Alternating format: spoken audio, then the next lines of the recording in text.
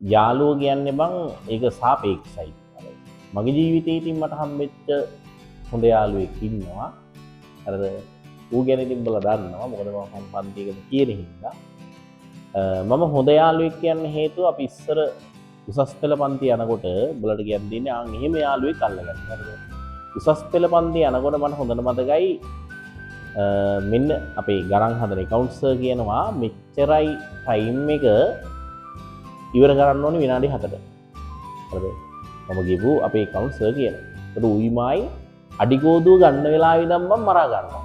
මේ එකට කන්නේ බොන්නේ යන්නේ හැමතැනම ඉන්නේ ඌත් එක්කම තමයි. හැබැයි අපි ගාන හදන වෙලාවේ අපි දෙන්න පට්ට ෆයිට් එකක් තිබ්බා. හරිද? එහෙම ගාන හදලා මම බලන්නේ ඌට කලින් පෑන තියන්න. ඒ පෑන තියෙනකවත් මං හයියෙන් පොඩ්ඩක් ඩිස් එකට ගහනවා අර ගැම්මට ගාන ඉවරයි කියලා වගේ. හරිද? ඊට පස්සේ මට මතකයි BS පන්ති එහෙම MCQ දෙනවා. ඒ වෙලාවම පේපරේ දීලා ඒ වෙලාවම මේවා කරනවා. ඒ කියන්නේ ඒ වෙලාවම බලනවා. ඒතකොට මම බලන්නේ මං අරුගින් අහන්නෙත් නෑ උත් එක්ක කතා කරන්නෙත් නෑ පේපරේ දුන්නාම ඒ වෙලාවේ වැඩ. ඒ වෙලාවේ ලස්සනට බලනවා තනියෙන් කරනවා. ඊට පස්සේ හරි වැරදි දානවා. ඒ වෙලාවට දැන් මම අරුගින් අහන්නෙත් නෑ. මම උඩ සෙකන්ඩ් වෙන්නෙත් නෑ. ඌ මට සෙකන්ඩ් වෙන්නෙත් නෑ. ඊට පස්සේ අර හරි දානකොට සමහර වෙලාවට දැන් මම බලන්නේ ඊට වඩා 1 ලකුණක් හරි ගන්න. ඒතකොට හිමීට කරන්නේ නාඩියට අර වැරදිච්ච ඒකට එහෙම හිමීට හරි උත්තරේ ගහගෙන හරියක් දාගන්න. හරිද? ඒතකොට ඌ බලන් ඉන්නේ. ඊට පස්සේ ඌ ගහන ඔලුවරයක් ගහලා දාපි වැරදි කියනවා. අන්න එහෙම යාළුවෙක් අල්ලගනින්න.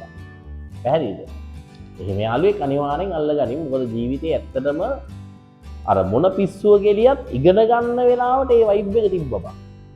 හරිද? හැබැයි දැන් නම් ඉතින් එහෙම නෑ. හැබැයි හරිද? ඒකත් කියන්න ඕනේ. හරිද? ඌ මම බදිනක වැන්දට පස්සේ මට බයිනවා උඹලා බැද්දට පස්සේ වෙනස් වුණා බං කියලා. දැන් මේ ළඟදී තමයි එයා බැන්දේ.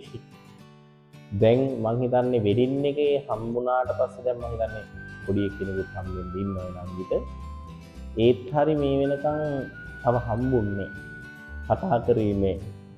හරිද? දැන් කෝල් එකක් ගත්තත් මට අහන්න තියෙන්නේ ඔබ දැන් මොකද කියන්නේ කියලා. හරි කෙසේ හෝ අර විදිහට ඉගෙන ගන්න කාලේ බං උඹලට අන්න එහෙම යාළුවෙක් ආශ්‍රය කරපන්. ඒ කියන්නේ ජීවිතේ ගොඩ යන්න තියෙන උණක් තියෙන එකෙක් අල්ලගන්න. එහෙම නැතුව පන්ති කට් කරන්න හැම වෙලාවම අහන එකෙක් අල්ලගන්න එපා. හරි? එහෙම වුණොත් උඹත් පල්ලෙහාටම තමයි යන්නේ. හැබැයි ජීවිතේ ගොඩ යන්න උණක් තියෙන එකෙක් සෙට් කරගත්තොත් ඔබට ගේමක් ගහන්න පට්ට ලීසි.